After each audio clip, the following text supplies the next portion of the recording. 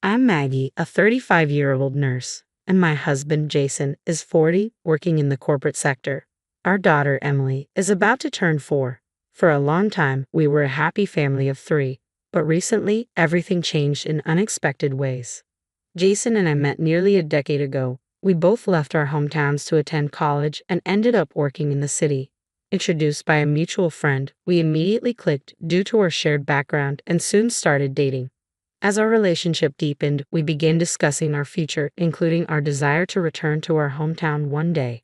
So, when Jason's company offered a transfer to a branch in our hometown, we saw it as the perfect opportunity.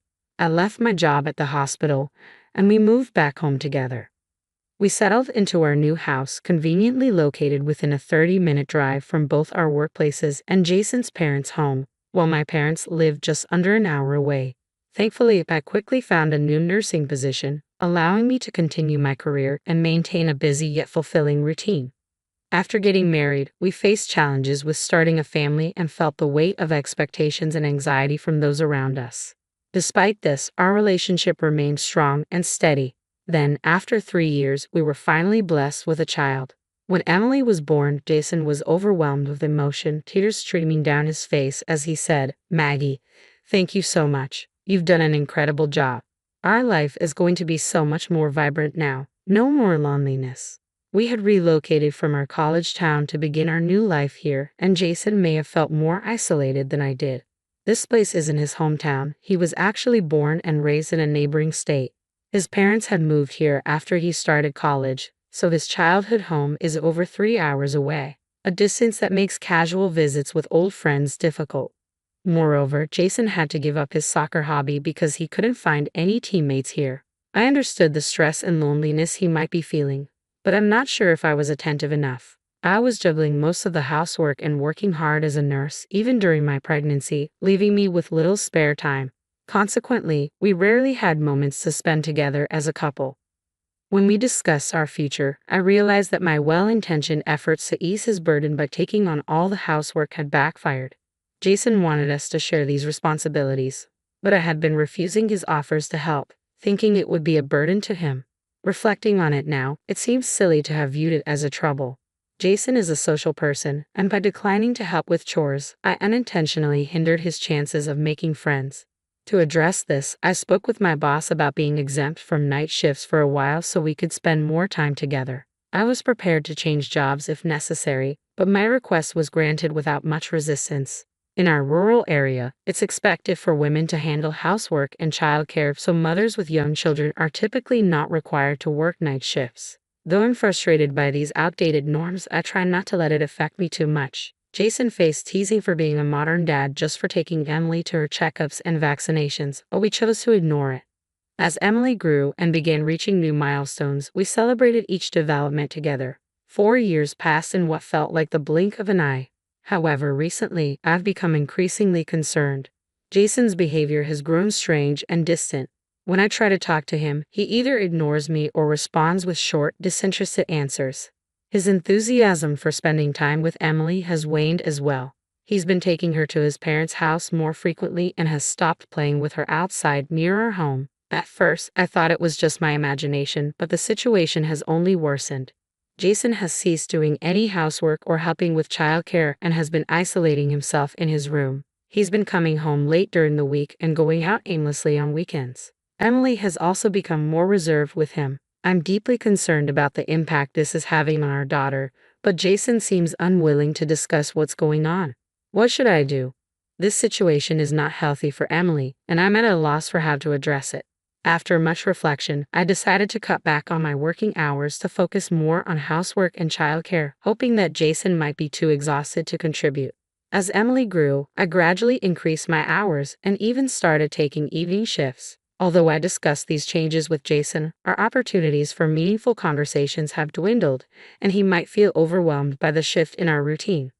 I realized I needed to return to the routine of coming home early, enjoying family meals together, and spending quality time with my family, just as we used to. I spoke up and successfully switched back to daytime shifts. I've been putting in extra effort, preparing meals from scratch instead of relying on pre-made options. But despite these changes, Jason's behavior hasn't improved. He doesn't initiate conversations and responds with disinterest when I try to talk to him, often avoiding eye contact.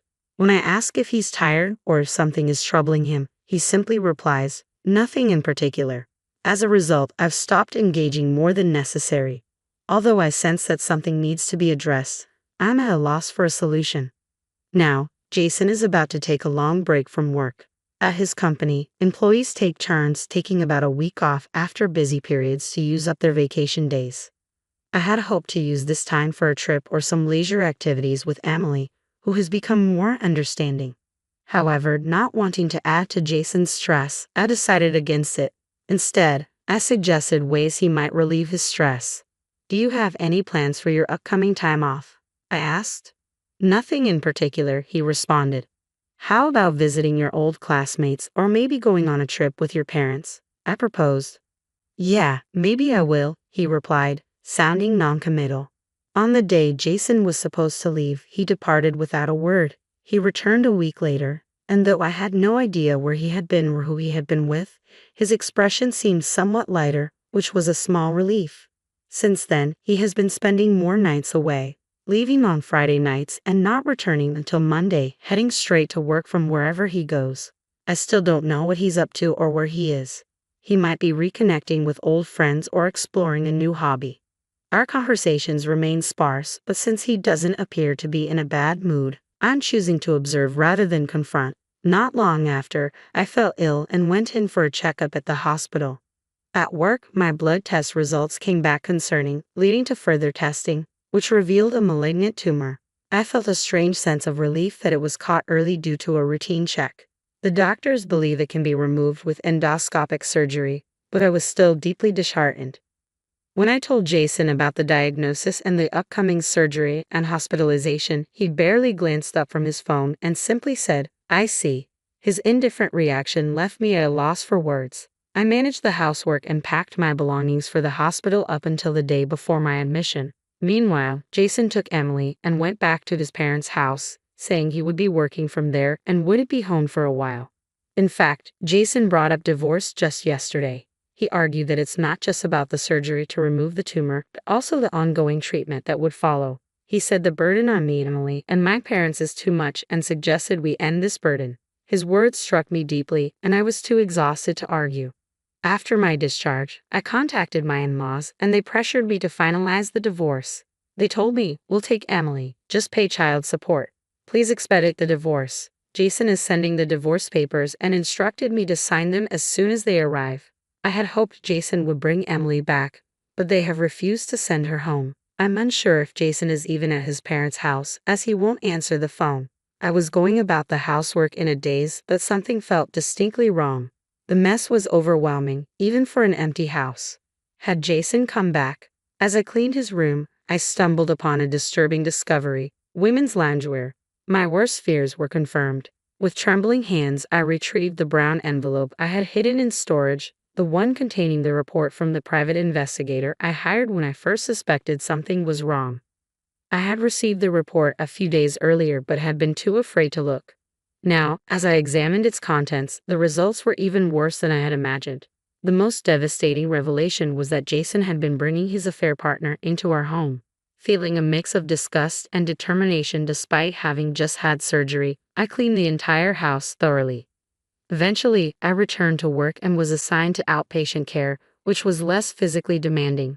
Then one day, a significant incident occurred. Jason was involved in a traffic accident and was brought to the hospital where I worked. His affair partner was also in the ambulance with him. I rushed into the treatment room, my heart pounding.